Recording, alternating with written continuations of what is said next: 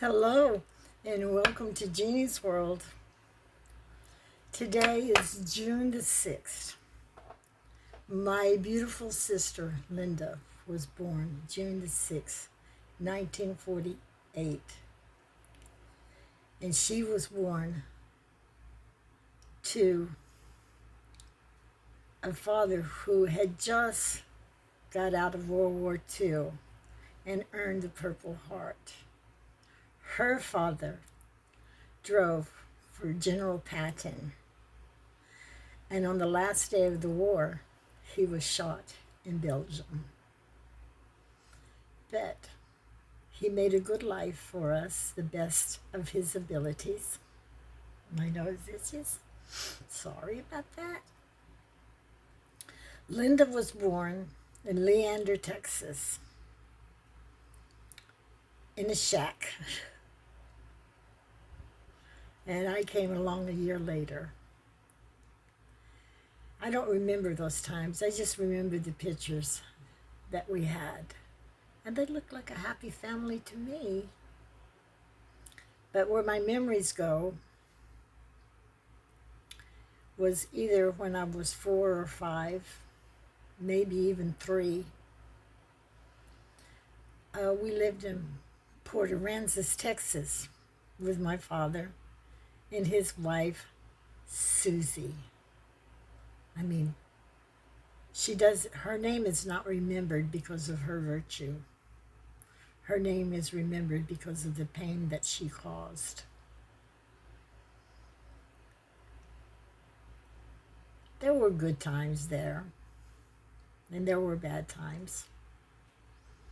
And I think that's when Linda started being a victim. I don't remember my stepsister's name because she was so unimportant. But one time she tried to push Anita in front of a train, and God is gracious and protected Anita. But Linda and Anita and myself were always getting beaten, and I've always been the lucky one. Anita was mouthy, Linda was stubborn. And me, easy come, easy go, take it as the flow. I remember there were nights that Susie was so mean. She would put Linda outside in the dark. Linda's afraid of the dark, so that was Linda's punishment, to be in the dark. And she would climb up into the top of the tree where she felt safe until Daddy came home. And I remember also that Anita, Linda, and we slept in a baby bed. There wasn't much room for us. And one night,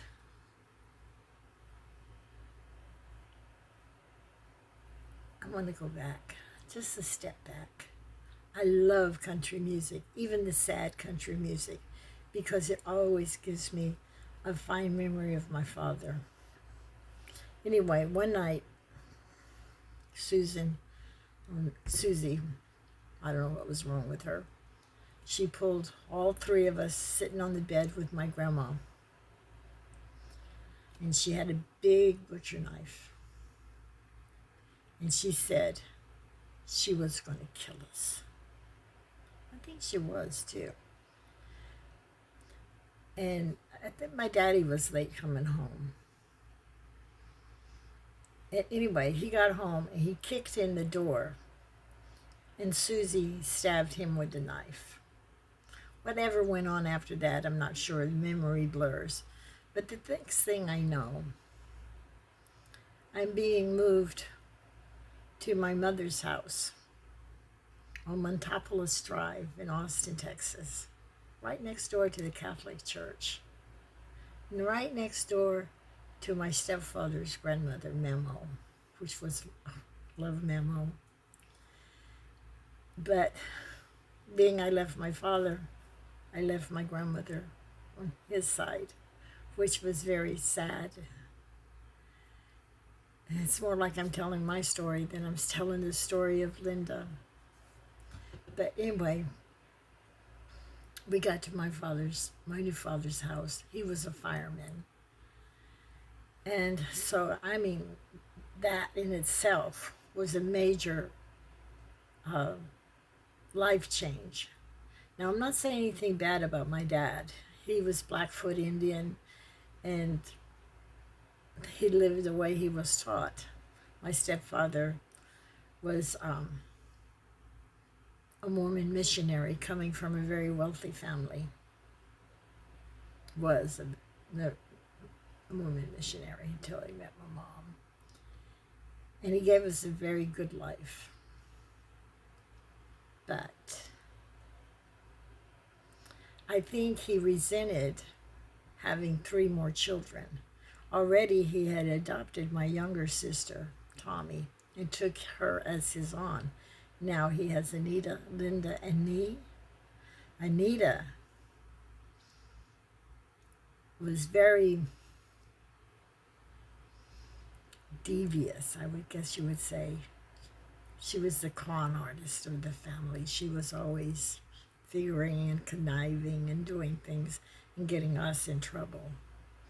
And Linda was very, very, very stubborn. So Anita and Linda were always getting beatings. And I think to this day I'm claustrophobic because my punishment, I got stuck in the closet. Very seldom did a belt hit me. But Linda, when Johnny would spank Linda, she'd laugh at him. And when she laughed at him, he would hit her harder. And the harder he hit her, the harder she would laugh at him. It was like a catch-22. I'm damned if I do, and I'm damned if I don't. She's going to laugh at me no matter, and no tear is going to hit Linda's eye.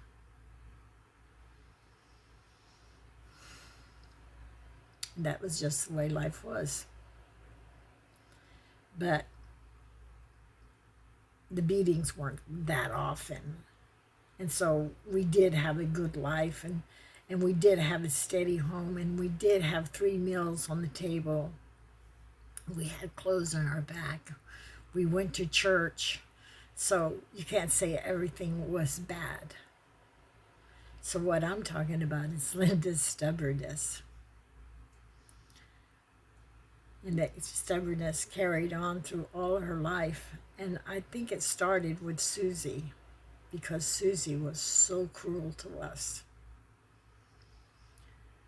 And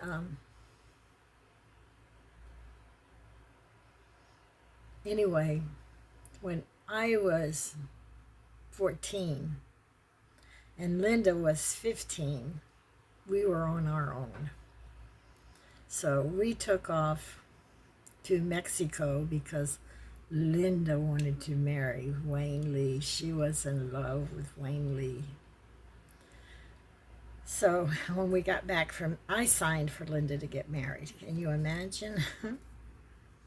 So when we got back to Texas, Linda registered her marriage in Mexico to Wayne Lee.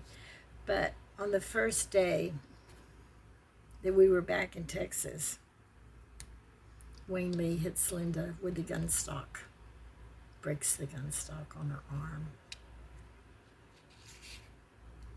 But it didn't stop her from loving him. Was it neediness? Or was it just love? We don't know. She loved him up until the day she died, so I think it was love. But, the marriage didn't last that long. And anyway, Linda got pregnant, and she had Brenda. Wayne Lee found another wife, so he took Brenda. And that devastated Linda so much.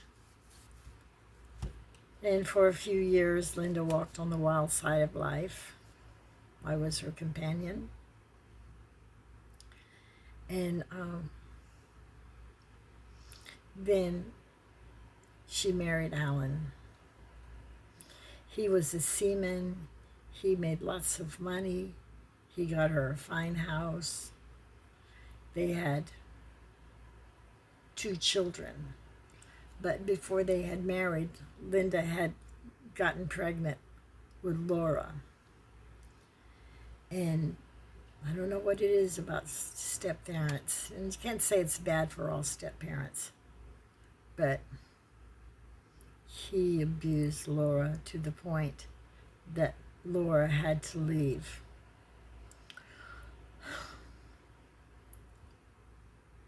Eventually, after Laura had grown up, Laura died. And that was so devastating to Linda, that her beautiful Lori died. But she had Jonathan, and she had, not Jonathan, I call him Jonathan. His name was John David. And Elizabeth. The moment Elizabeth was born, I mean the moment Elizabeth was born, I did not like this child. And I feel guilty for not liking this child. It's just a baby. Why would you dislike a baby? Love John David. But Elizabeth, no. It wasn't there. It was more fear than anything else. Linda went through her trials. Her husband, when he was drunk, he was very, very sweet. And he was gone 6 months at a time. And if he was sober, he was very abusive to Linda. So Linda had her mental breakdowns and everything. But the thing I could say for Linda, even though she was weak, she was one of the strongest women I know. There were so many things about her characteristics that I would like to take as my own. I loved my Linda. I loved my Linda dearly. Linda was my best friend. Anyway, John David was suffering from some depression. And Ellen, the sweet child that she was, she gave John David a gun. And her friends called John David every 30 minutes and said, "You coward, you haven't used the gun yet, have you?" Well, when you're depressed and you're put into a corner, either you come out fighting or you surrender. John David surrendered. As his mother was walking out of the room, John David shot himself, and he died.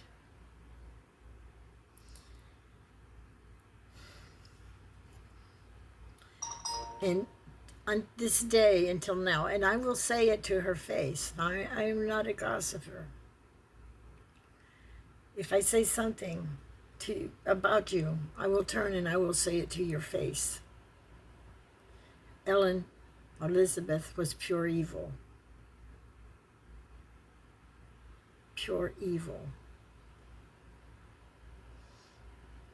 There was no reason for her to cause her brother's suicide, and I'll never call it suicide. I'll call it murder. Well, in the meantime, Alan got caught on his 18th DWI, and he went to prison. But I was on the phone every day to Linda, talking to Linda. And then one day, Linda said to me, "I think I'm dying." So I called Ellen. I said, "Your mother thinks she's dying." So from right there, I can't really remember what happened, how it happened. Anyway, I wound up with Linda. And Linda was a sight to see. She was so out of it that she couldn't eat her food right. She would put it in her mouth and it would just fall. It was just staring into nothingness. And oh, I can't remember the sequence of stuff. But in the prison, Al had developed throat cancer.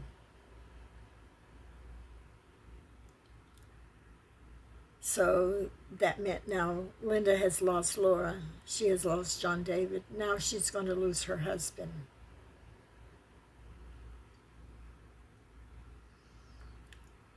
And Ellen couldn't stand the sight of Linda because Linda was disgusting. Linda wasn't disgusting. Linda was sick.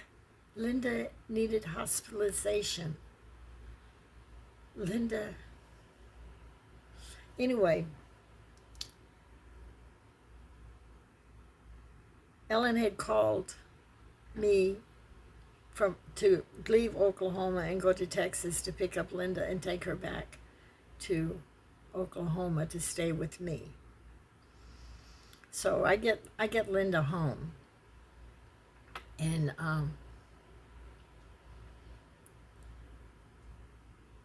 it was Thanksgiving. Ellen calls and demands that this day of Thanksgiving that I drop all my family affairs and take my sister back to Texas because her husband wants to see her. And I told her, I can't, but I will be in Shreveport, Louisiana Saturday morning with Linda to get her to see her husband. So we get to Shreveport, and Linda is still in this, I can't remember the name of the word, catastrophic. Anyway, she's not here. She's somewhere else. And we're sitting and we're eating, and Linda's eating in her disgusting manner because that's the best she can do for herself.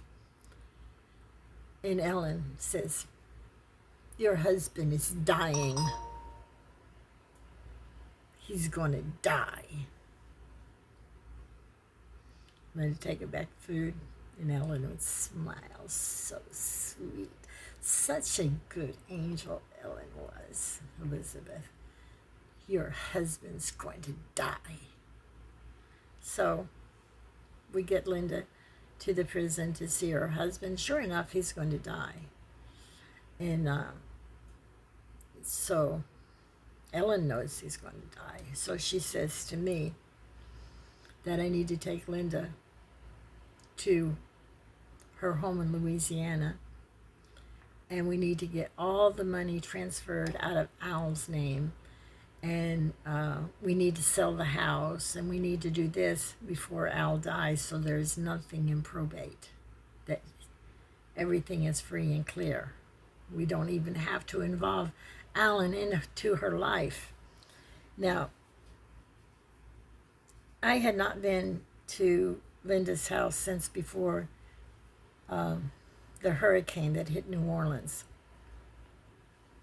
So I did not really know the state of things. So I get to her house, and the hurricane had damaged the roof. And she said the insurance gave her $6,000 to fix the roof. But Ellen told her, don't spend that money, put it in the bank. And they fixed the outside of the house where it looked nice, and they fixed the fence where it looked nice. But the ceiling, everything, she wasn't allowed to touch it. So anyway, I go into the kitchen. Now this is 9 years after John David had killed himself.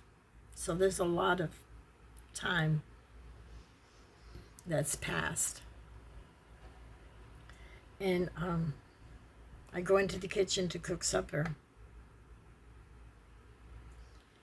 The refrigerator doesn't work. The dishwasher doesn't work. The stove doesn't work. The microwave doesn't work. Not even the trash compactor works. And Linda, she had been laying on the sofa for 9 years. No husband, no son. And when Ellen would come see her, she would knock on the door. She would not enter the house. And she wouldn't come that often, even though she lived in New Orleans with Linda.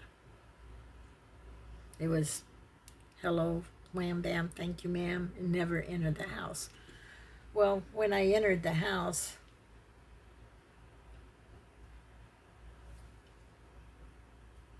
Linda was a chain smoker, so the walls were yellow. And above the fan, there was that circle of dirt. And then I walked into the laundry room. The ceiling was falling in. I made myself around to the main bathroom. It hadn't been cleaned in years, just flushed. And then I made my way to the master bedroom, which she had not gone into for years. That room was off limits to her. And I walked into the master bath. The ceiling had fallen in. And I'm to sell this house, right? And it's Monday night. So anyway, I'm in John David's room, and I'm trying to figure out how I'm going to handle everything. Then John David and I get in a fight. John David says, "You are not taking my mother from this house." He was watching over her. And he did not want to lose his mother. She had lost him, but he didn't want to lose her. So anyway, I argued with the spirit. And it was just like this paper just kind of fell out of the air. And I picked it up and I looked at it. And it says, "We buy ugly homes." Remember, it's Monday night.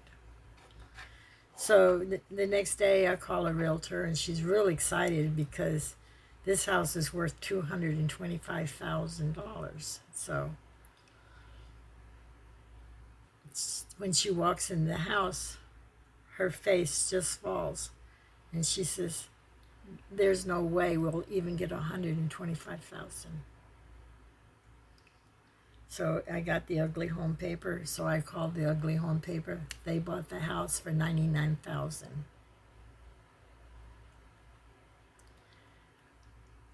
I mean, nothing worked. None of the appliances worked, not even the washer and dryer. And the ceilings were falling in. You have to replace all the bathroom fixtures. I mean, this. And the thing that made me angry the most, nobody cleaned John David's blood from the carpet.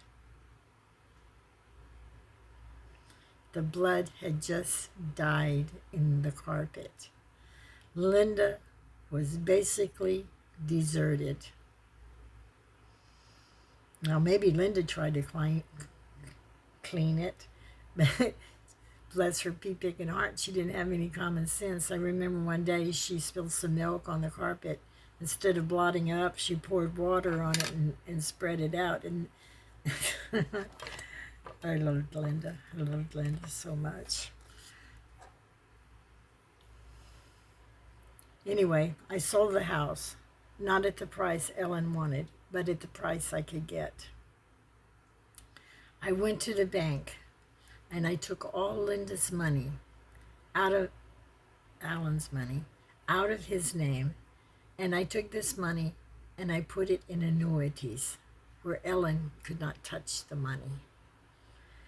And I left $30,000 in her checking account so that when she got where she going, she could buy her a new house. She never again owned a new house. The $30,000 got Saf and Ellen got a hold of it, and then there was no money for down payment. Linda stayed with me for a while, and I've always felt very blessed with Linda around. And I'll tell you one thing, I did not mind taking care of her as she looked off into Never Never Land and didn't even know where she was. She couldn't eat right. She'd stand there looking off to Never Never Land, and she'd pee on herself. So I had to put her in the hospital. I had no choice so that she could get well. And then when I put her in the hospital, Ellen screaming at me, not about Linda being in the hospital or Linda getting medical care. She was screaming at me about the money that I put in the annuities, and she couldn't get her hands on it. And she was screaming at me about selling the house so cheap and tying up the money in annuities. Anyway, Ellen locked me out of the hospital where I couldn't see Linda. Oh, that was so devastating to me that I could not get to Linda because Linda was my world. And finally, I said, hell can freeze over, but that's not going to keep us apart. And it was really funny because we had an ice storm, and it centered right on top of the hospital Linda was in. I mean, it was a really bad storm. Hell froze over. But it didn't stop me. I got to the hospital, they wouldn't let me in, so I sat down in the doorway. They could have put me in jail. And I blocked the door. I was going to see Linda. That was it. I was going to see Linda. I wasn't going away, and I wasn't going to move. So they let me in to see Linda, and then Ellen walked in the door. That was terrible. So anyway, Ellen took Linda away from me, and she moved to Dallas, Texas. Al had gotten out of jail because the prison, yes, didn't want to be liable for him dying in prison. And finally, at last, I got Linda on the phone, and I said, Linda, how are you? She said, oh, I'm not doing very good. She says, Al's throat hurts. I said, oh, that's not good. If his throat hurts, he's not going to eat.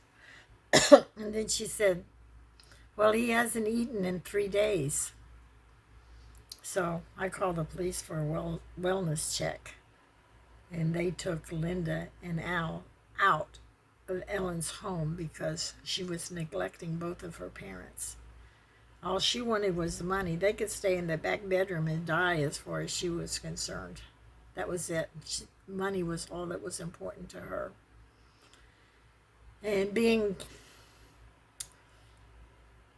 she had already forbidden Linda to speak to me. So even my daughter listened to Ellen, and my heart would break when I'm standing there and my daughter, she's talking to Linda, and she won't even acknowledge my presence. And that was so cruel, so cruel. Anyway, 7 years passed after that. And I'm mad at my daughter because Christmas I don't like. Christmas for me is a miserable time of year. I'm trying to get over it, but it's a miserable time of year for me. So I take off. I'm going to Texas. It took me 3 days to get out of the state of Florida. I didn't want to go, but I didn't want to stay. So The whole drive, starting in Mississippi, was just rain, rain, rain, rain. When I got to the Sabine River, and every bridge was major, crossing over, taking 30 minutes to an hour to get over the bridges. But anyway, when I got to Sabine, when you cross the bridge and you get into Texas, right there is a rest stop. So I crossed the bridge, I got to the rest stop, and before I got into my parking place, my car died. Just died. And I was halfway in the parking spot and halfway out. You couldn't ask anybody to help you push it in because, I mean, it was major pouring down rain. So I just says, I hope nobody hits me, and I crawled in the back seat and I went to sleep. The next morning, I called AAA, and while I was waiting for AAA, I called my sister in Colleen, and she said, "Oh, Linda is here. Linda is here." And so I went straight to Colleen after I got my car started. The AAA guy said, "Well, you left your lights on all night. That's why your car won't start and your battery's dead." I wanted to argue with him, but you can't argue with a man. So I says, "Okay, I won't leave my lights on anymore." But it stopped before I left the lights on. And I never had a problem with my car again after that. Never had a problem. I got to Texas. There was Linda, and I was so excited to see Linda. And I looked, and she was missing a leg. Her leg was amputated due to gangrene. Because when she was in Dallas, her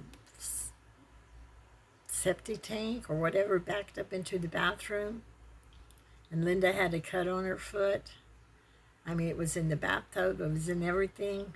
Her daughter didn't help her. Her daughter didn't take her to the doctor. Her daughter didn't do anything. And then when they had to amputate the leg, Linda had cancer.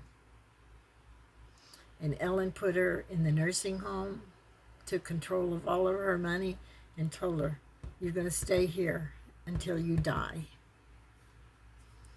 Well, my baby sister wasn't going to have any of that. So she stole Linda from the nursing home. And I looked at Linda in the wheelchair, and she had a false leg, but she was having problems with it.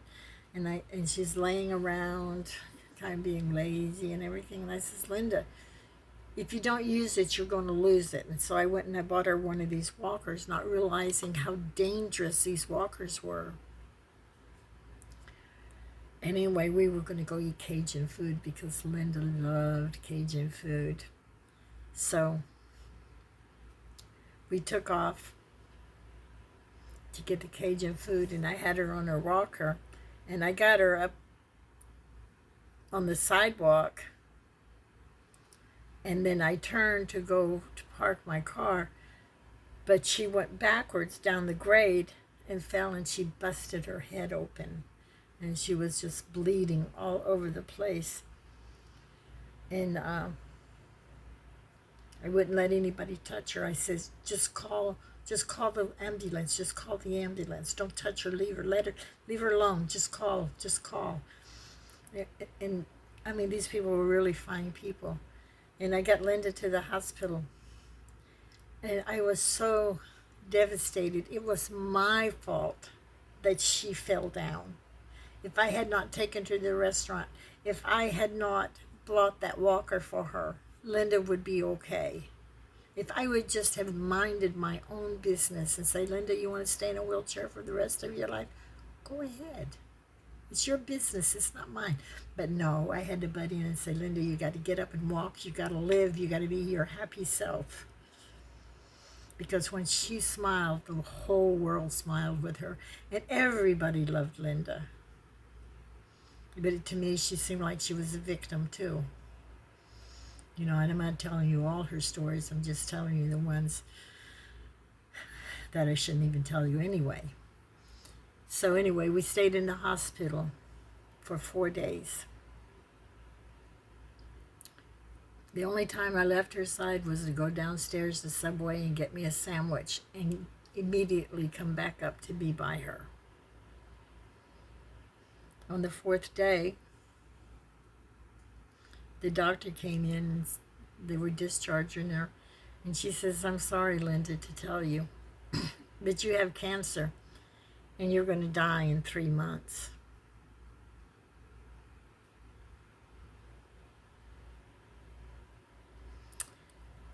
So anyway, we started radiology. We had a great Christmas. We had a very nice Christmas.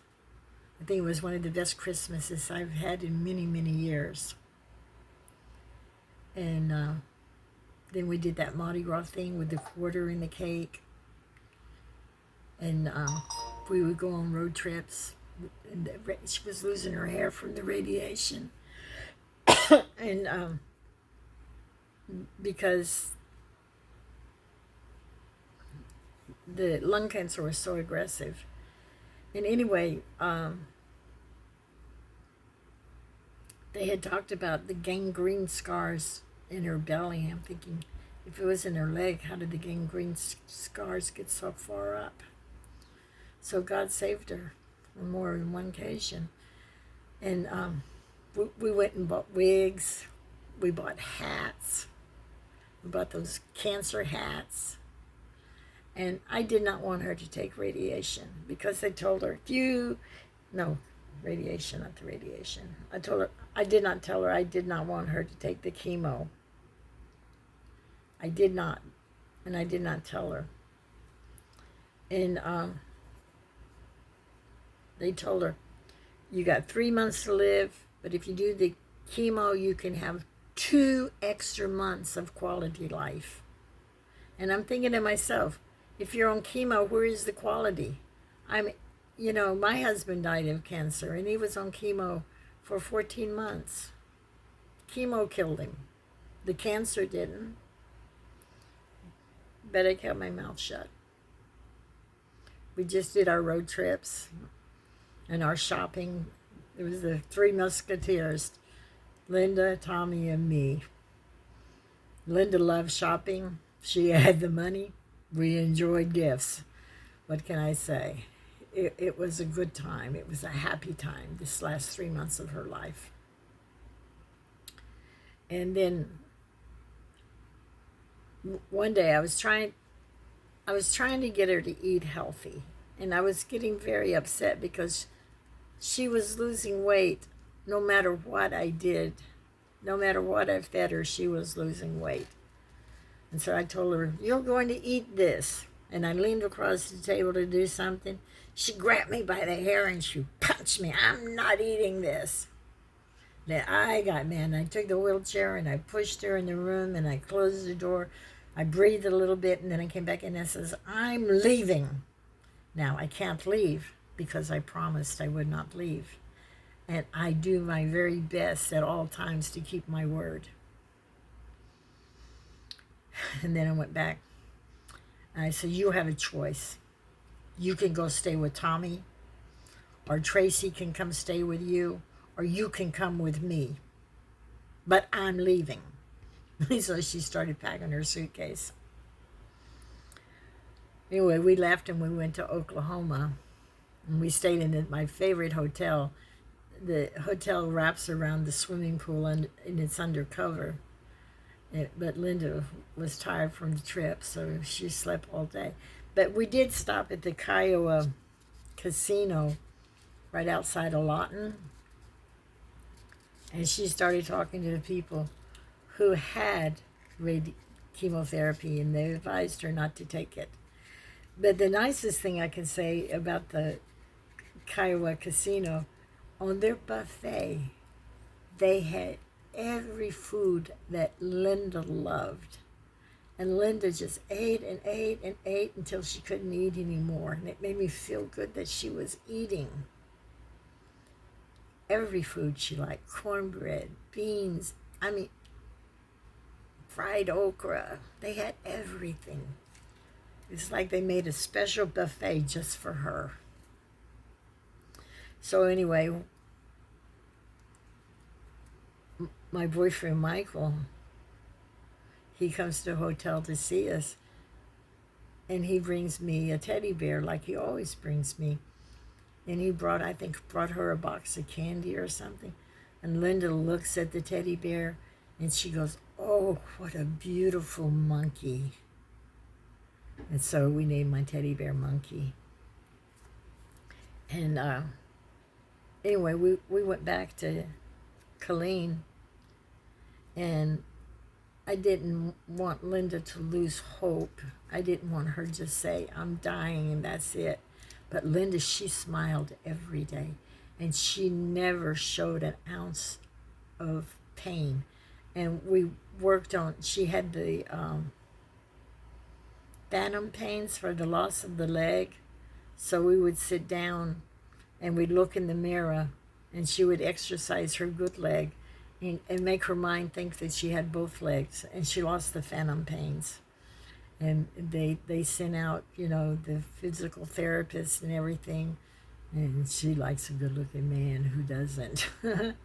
And so we say, what can we do not to lose hope? So then we go into Colleen to this one place and get vitamin B shots. And the guy we gave the shots was a good looking man too, and we gave her an opportunity to flirt. And then we decided to go to Beef Cave, Texas. I think it was Beef Cave, Texas, way, way, way over in the hill country.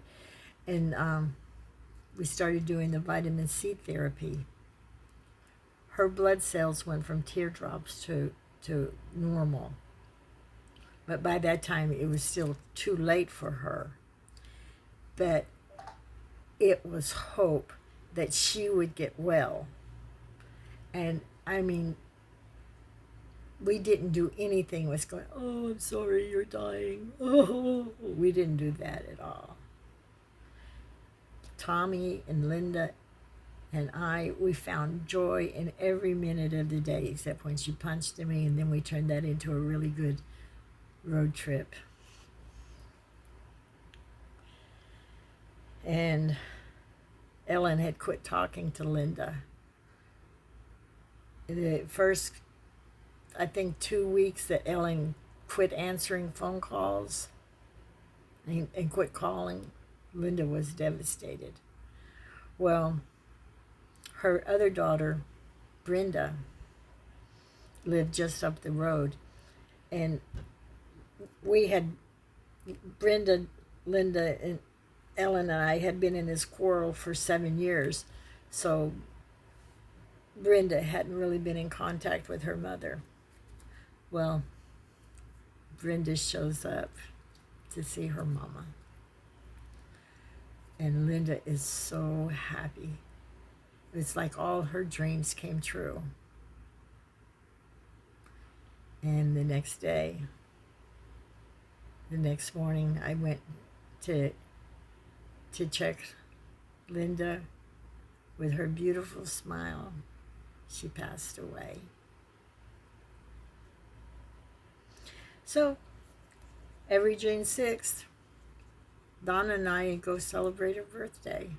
I hope I get some good videos from the birthday. If my phone doesn't mess up, I will. And I love my sister.